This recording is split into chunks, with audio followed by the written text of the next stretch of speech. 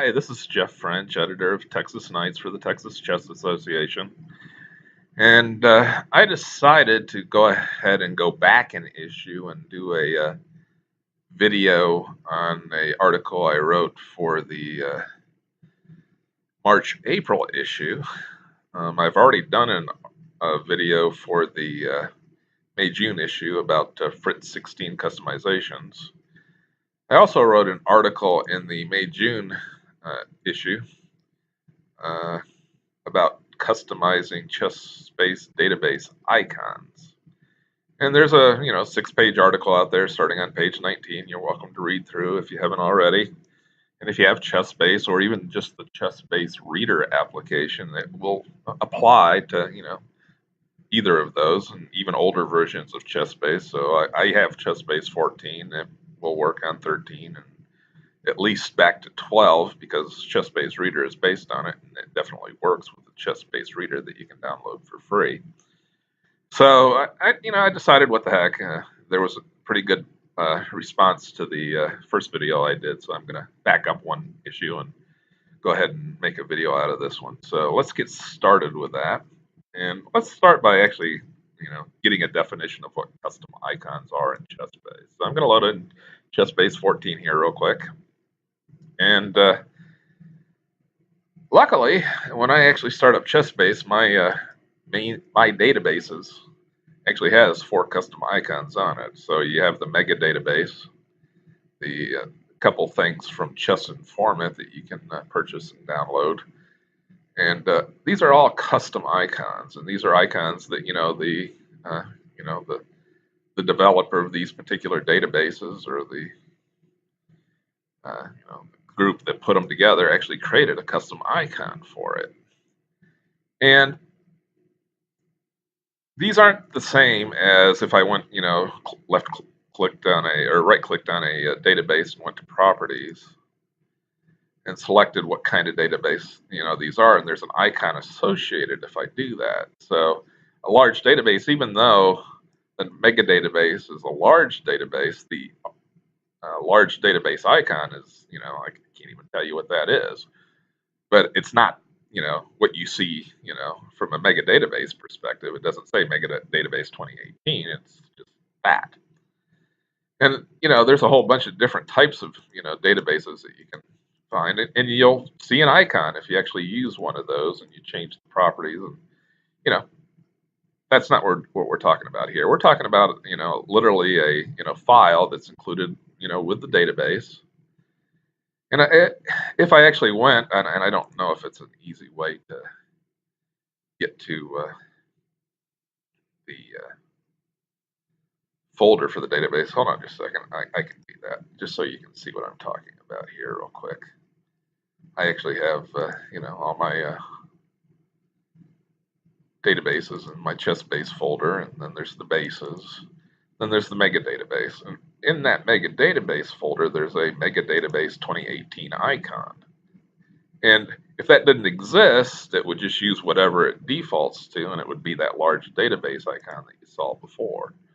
And every one of these has an ICO file that's associated with it. So that's what we're really talking about here. Now, in the article, I actually went to the US Chess site, and I'll go ahead and do that here real quick. And it was I just decided I'd grab the latest issue of Chess Life. It was a different one than this, and I decided I'd use the picture that was here. So I right-clicked and I did a save as image as, and I saved it to my file system, and then I actually modified it and made it so it was valid as an icon for my new database in the sample that I provided. This time I'm going to do things just a little bit differently. There's nothing wrong with different. It shows you a little bit different way of doing things. You already have one way of doing it. I'm going to show you another way. So what I'm actually going to do is I'm going to use an issue of Texas Knights to create a icon and the Texas Knights Games PGN file that you can download. You can download both of them. And I'll show you actually how to do that. So what I'm going to do is I'm going to go back to the Texas Chess site, which I just closed down here a second ago. I'm going to go over to the Texas Knights site.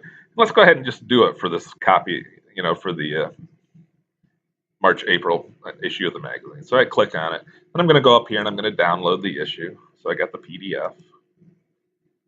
Okay. So it downloaded it for me. And then I'm going to go ahead and get the games PGN file too. And it brings me up into this window so you can sit there and step through games, but I can also download the PGN. So downloading the PGN for me. And I'm going to make this, you know, this is going to be the sample for this particular video. So how am I going to, you know, get a, you know, capture of the, a copy of the capture of the PDF file? Where is my PDF file? I thought I downloaded it. Hold on. Must have put it someplace else. Sorry. I don't know why I want to go to US Chess instead of Texas Chess. Let's just go get it again. Figure out where it put it more than anything. What did it do? Okay, let's go back here. When I clicked here, where did it put it? Arena logos. It must have been the last place I copied things.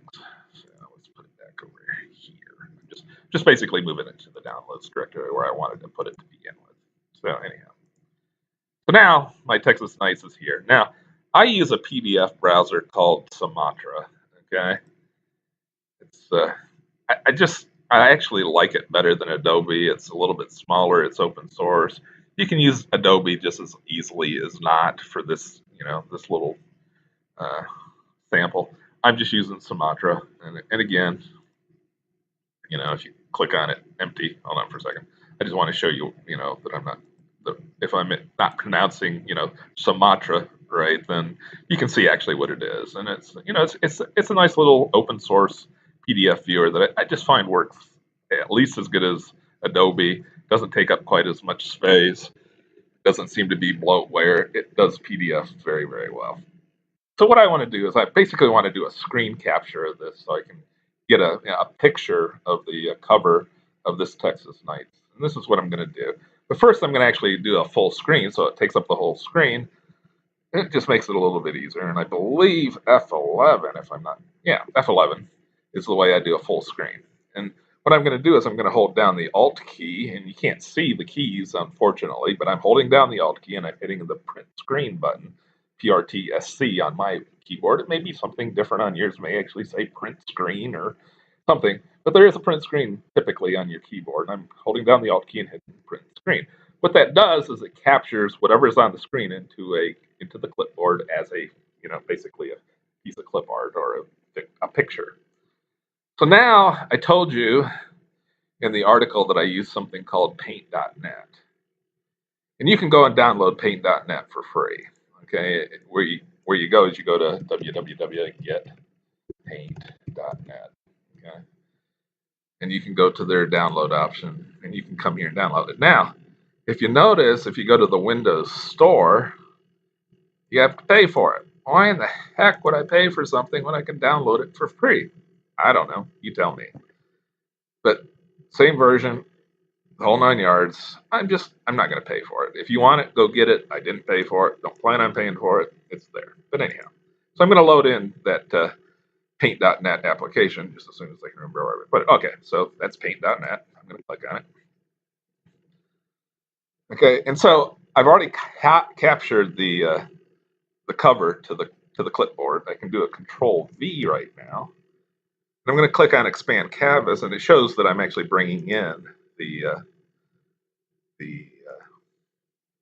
cover photo or cover image of the Texas Knights issue that I'm going to do. Now, icons have to be square. Okay, this isn't square. This is a capture of a 1366 by 768 screen. So it's not square. So the first thing I really want to do is I want to change it so it is square. So the way you do that inside of paint.net is you go to the image menu, click on canvas size, and I could change it to 1366, but that would give me you know, stuff on the top and stuff on the bottom, and I want that image to be as big as it possibly can, but still square. So I'm actually going to shrink the width instead of increasing the height, so they're both 768. That makes it a perfect square. Okay. Now you see these gray borders on each side. I basically want those to be transparent. The reason I want them to be transparent is If I leave it like this, well, they're always going to be gray.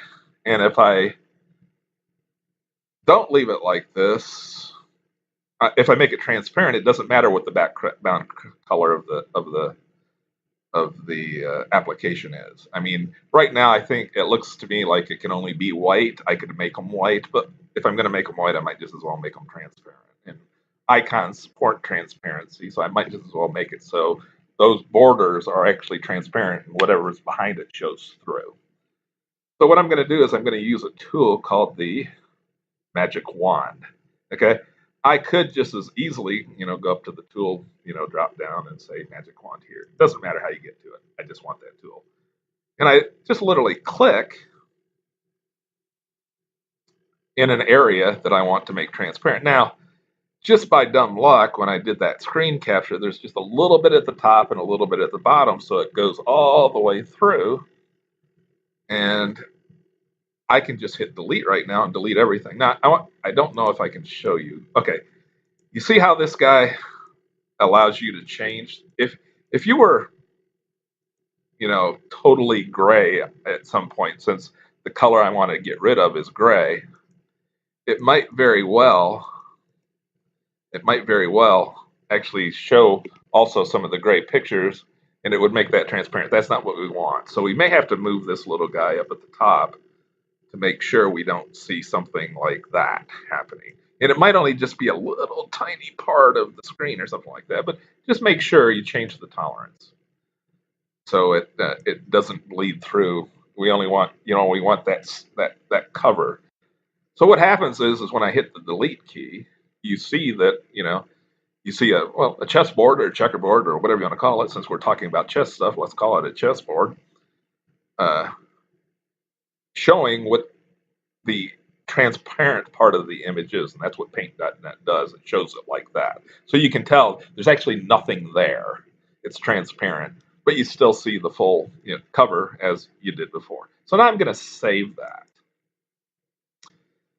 And I'm going to save it as a PGN. And the reason I want to save it as a PGN is because, well, to be honest, JPEGs, and there's other kinds of, types that you can save it to, they don't really support transparency, where PGNs do. So I just, made part of this image transparent. Why wouldn't I save it as an image that supports transparency? So I'm just going to call it TK, whatever, tk.pgn. It doesn't really matter what it's called as long as I save it as a PGN file.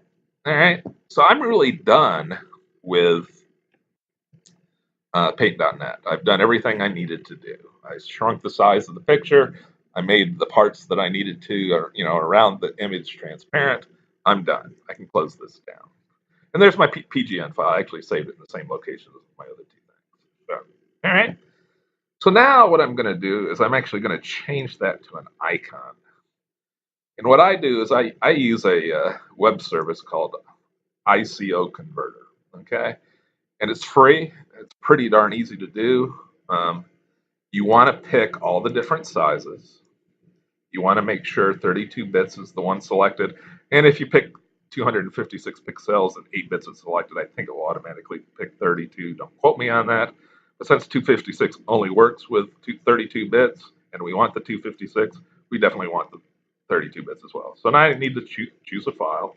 I need to go to my downloads. I need to pick the PGN. And I need to convert it. And what will happen in my particular browser, it automatically does a download. It might ask you a question that says, do you want to download this? And you'll say yes. And then it will, ask you where you want to download it. But for me, it just automatically downloads to the downloads directory, which is what I'm using right now. Okay, so and it will always call it fave icon. If you already have a fave icon, it would call it fave icon sub 1, fave icon sub 2, and it would just keep it incrementing until it found one that didn't already exist and put the next number, in that sequence. So, but fave icon is what it's going to be called. Okay, so at this point, I'm done with the icon converter. I don't need that anymore. So now what I'm going to do is I'm going to go into ChessBase, which I'm already here. I'm going to load that PGN file. Okay, I'm going to load that Texas Knights game PGN file. Okay, And there's not a lot of games in this one, but that's okay. Here it is. And I have to convert this PGN to a ChessBase. Custom icons do not work with PGN files, okay? And by default, you get your default icon. Even if you're, loading in a brand new ChessBase file that doesn't have a custom icon, that's the icon you get. It's really kind of ugly. And I'm going to convert that to CBH, to a ChessBase file, which is a CBH file. So I right-click on it and I say Convert to CBH. And it asks me if I want to delete the old database files. The old database files being the PGN file that I just converted from. So I'm going to say yes. I don't need that PGN file anymore. Now, me personally, I don't really like that CBH at the end. So I'm going to change the properties. I'm going to go down. And I can change this to anything I want to. I can, let's just call it Texas Nights, March, April 2018. Okay. Doesn't matter what the file names are called. That's just what you see in Texas Nights. Now, we still don't have an icon, even though the database is actually sitting in the downloads directory because that's where I converted it, the PGN file from. And that's okay. I can move these anytime I want to. But now what I need to do is I need to rename this faveicon.ico file to the same name that my CBH file is. So basically what I'm going to do is I'm going to just left click on it. So the name of the file is actually highlighted as Texas. I can't really read it. Nights _ games _ March _ dash April _ 2018. That's okay. I don't care what it's called. I'm going to hit Control C. And then we're going to come over here and do the same thing. And I'm going to hit Control V, change the icon. So now it's the exact same name as the CBH and a whole bunch of other files that are part of the CBH. And now when I go back, I've actually got that, icon that I converted through, the PDF and, made it all transparent to a, custom icon. And that's what we're talking about here. We're making a custom icon. We created the CBH file for the, out of the PGN file. And we now have a custom icon for the March-April edition of Texas Nights. And we can see, exactly what it is. Now, I've done that for a whole bunch of, publications. I've done it for, all of the Texas Nights that I have. I actually keep my PDFs and ChessBase files in the same, location. So I can just double click right from ChessBase, load in the, the issue, and then I can, go and play the games, or I can step through them or whatever I want to do. I've done it for, all of the Chess Life magazines that are, available for download from US Chess. If you're a member, you can go get them. All right. And also understand, because I made it so it supports all the different, sizes, I can get as big as I want to, and my custom icons are supported. So as you can see, they're all there. They all look pretty darn good. At any particular point in time, I can go and, click on one of those and know that issue's games are what I'm looking at. So then I can just, again, go look at the PDF itself and look through it and do whatever I want to do. I generally keep mine sitting at 48, but, you can do anything you want to. It's a personal computer. Again, I think I've mentioned that, make it personal. So, and again, like I said, I've got Modern Chess Magazine that I've played around with, done the same thing too. And it just makes it nice. So, I'm looking at a magazine, I can go step through a game or whatever the case may be. American Chess doesn't give you PDFs, but I've created, from the game files that they give you if you have a subscription. I've made, I went and basically, since you don't have a PDF, you can't, download the PDF and make a cover out of it. So you got to go find the image someplace, and it's typically on their website. Every issue's cover is. So that makes it nice. It's just makes it really cool. So I can, do whatever I want to as far as custom icons are concerned. So, and I have a couple of books that I've, Gary Kasparov's, collection of books, and where I purchased it from gave me the CBH file, but they still didn't create custom icons for them, so I did. No big deal. So it makes it just nice. It, brings it a little bit of flair to your ChessBase. If you want to take the time to do it, I say do it, have fun. And that's what this is all about. So I hope you enjoyed the video. Um, that basically covers everything that I covered in the article, and we'll talk to you next time.